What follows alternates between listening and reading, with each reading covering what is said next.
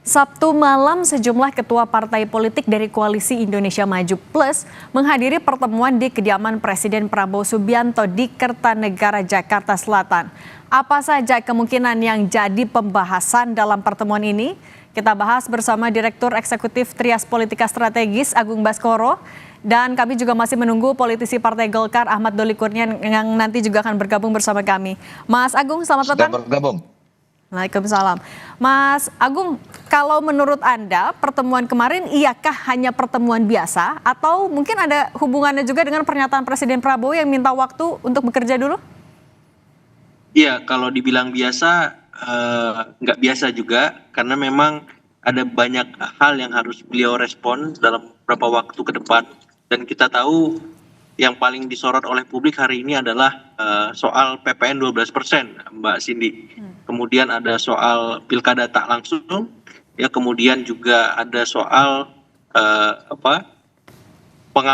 semi pengampunan para koruptor, ya, seperti itu. Jadi hal-hal semacam itu perlu direspon, tapi di luar itu semua, memang pertemuan rutin ini untuk mensolidkan, ya, Koalisi Indonesia Maju Plus biar seirama sekata merespon hal-hal tadi. Yang kedua juga memastikan, ya, sinkronisasi kinerja antara lembaga eksekutif maupun legislatif bisa terlaksana dengan baik, karena tanpa itu semua bisa dikhawatirkan ada miskomunikasi yang itu bisa menambah beban kerja pemerintah ke depan. Nah, di luar itu kita tahu bahwa PDIP ada di seberang kekuasaan, dan pasca penetapan Mas Hasto sebagai tersangka, ada beberapa hal yang perlu disikapi supaya tidak terlampau jauh ekses dan efeknya kepada koalisi maupun pemerintahan secara keseluruhan. Dan kita tahu, ya, saya menunggu sebenarnya apa saja video-video yang katanya bisa menggemparkan situasi politik nasional itu dan sedikit banyak menyeret pejabat publik kita yang masih menjabat maupun yang sudah tidak lagi menjabat. Dan bisa jadi itu bagian dari komunikasi yang disampaikan, bisa juga itu tidak, tapi yang jelas dengan bertemunya Presiden dengan ketua-ketua umum Partai Indonesia Maju Plus itu membuktikan bahwa, ya, koalisi ini solid support mendukung pemerintahan Prabowo Gibran. Apalagi kita tahu ketika soal PPN ini kan yang menolak hanya PKS, ya, Mbak Cindy, tapi PKS berdiam diri, ya, malah digantikan oleh PDIP seperti itu. Artinya apa?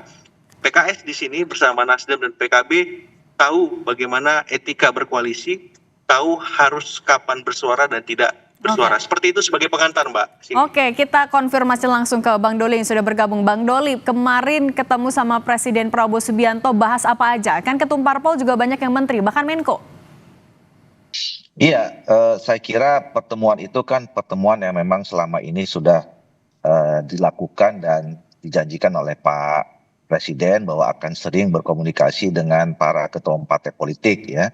Nah, apalagi kan tadi seperti yang disampaikan oleh Saudara Agung, banyak isu-isu penting, ya, yang hari ini mengemuka, yang tentu Pak Presiden perlu mendapatkan masukan dari berbagai pihak, ya, dari masyarakat termasuk juga para ketua partai politik. Jadi sebenarnya ini pertemuan biasa yang memang sudah diagendakan dilaksanakan secara rutin, ya, pertemuan antara Presiden dengan para pimpinan partai politik pendukung dan pengusungnya, gitu. Kebijakan yang perlu mendapat masukan publik itu yang mana, prioritas atau topik utama yang kemarin dibahas? PPN kah, makan bergizi gratis kah, atau yang mana, Bang? Saya kira kalau dalam pertemuan itu pasti banyak hal yang didiskusikan, ya, tidak terlalu spesifik, ya.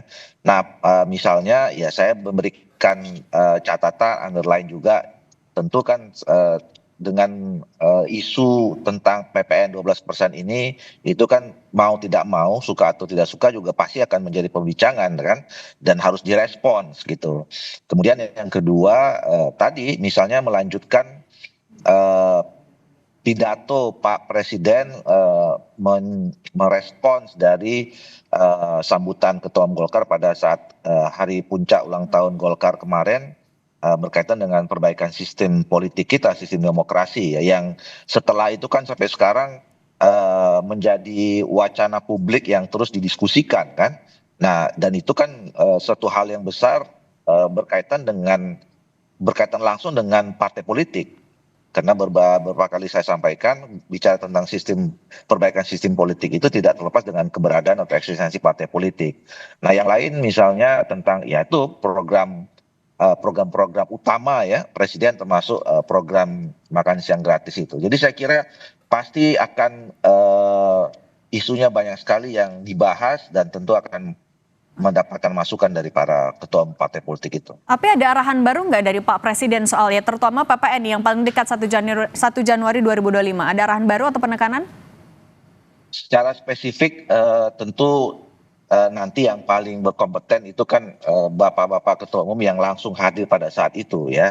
Tetapi kami mendapatkan informasi bahwa pembahasan agendanya itu terbuka, menyangkut dengan isu-isu yang sekarang mengemuka di publik. Oke. Kalau tadi Mas Agung juga memperkirakan kayaknya ada juga deh soal penetapan Hasto Kristianto sebagai tersangka yang bilang punya video juga dan lain-lain. Itu turut dibahas?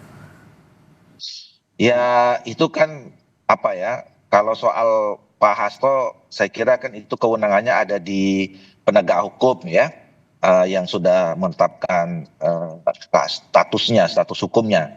Saya kira juga sebagai presiden, sebagai kepala negara, dan kita juga sebagai negara hukum ya menghormati proses hukum itu yang sekarang sedang dilakukan oleh KPK. Tapi artinya dibahas nggak kemarin? Spesifik. Saya kira tidak secara spesifik ya membicarakan itu gitu. Oke. Mas Agung, kalau menurut Anda tadi ya ada beberapa poin yang memang dibuka topiknya oleh Pak Prabowo untuk mendapatkan masukan. Apakah ini bersinggungan dengan tadi Anda bilang mau menyolidkan lagi? Apakah artinya mau menguatkan pandangan atau justru sebenarnya ada yang berbeda pendapat dari Kimples sendiri terkait beberapa kebijakan Pak Prabowo?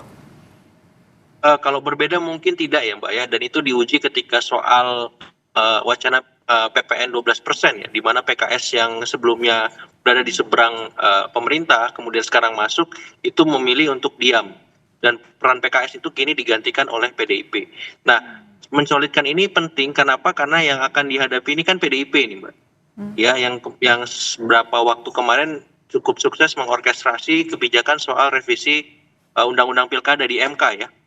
Dan itu membuat publik akhirnya bersatu untuk menggolkan undang-undang revisi tersebut diketok palu oleh MK. Dan saya kira dengan bertemunya kemarin Pak Prabowo bersama Ketua Kimples ini memastikan bahwa apapun keputusan Presiden nanti, pemerintah menunda ataupun menurunkan Perpu misalkan jadi atau tidak, ya pemerintah tetap jalan gitu, Kimples tetap solid mendukung, dan itu penting saya kira. Dan ini ujian pertama Kimples bagaimana mensupport total ya Presiden Prabowo, Mas Gibran, supaya memang bisa menggolkan ini menjadi sebuah solusi bagi penerimaan negara kita gitu. Yang kedua memang untuk memastikan bahwa apapun manuver PDIP di seberang sana walaupun sendirian tidak bisa dianggap sepele, karena DNA PDIP ini teruji baik sebagai oposisi maupun ketika berada di koalisi. Dalam konteks oposisi ya manuver gebrakannya cukup menggoncang seperti itu. Jadi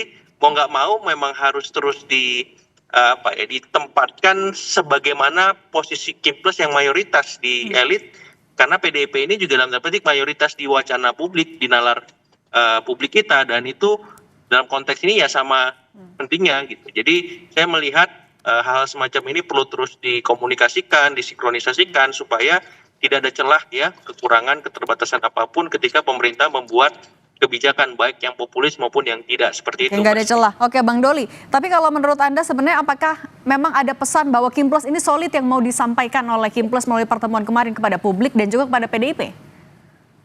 Ya, saya kira ada pertemuan atau tidak pertemuan itu selama ini kan Koalisi Indonesia Maju ini tetap solid ya. Kita bisa lihat itu waktu kemarin di Pilkada, dan kemudian memang betul tadi disampaikan sebagian besar ketua umum partai politik Koalisi Indonesia Maju ini kan berada dalam kabinetnya Merah Putih ya, di bawahnya Pak Prabowo. Jadi sebetulnya secara otomatis ya secara informal antara Pak Prabowo dengan para ketua umum partai politik ini ya bisa saja kapan saja ketemu, berdiskusi, dan itu menunjukkan bahwa memang kita selama ini tetap solid ya. Dan memang kan selama tradisi kita ya dari pilpres ke pilpres, dari pemilu ke pemilu, ya yang namanya koalisi itu kan tetap terjaga ya biasanya ya.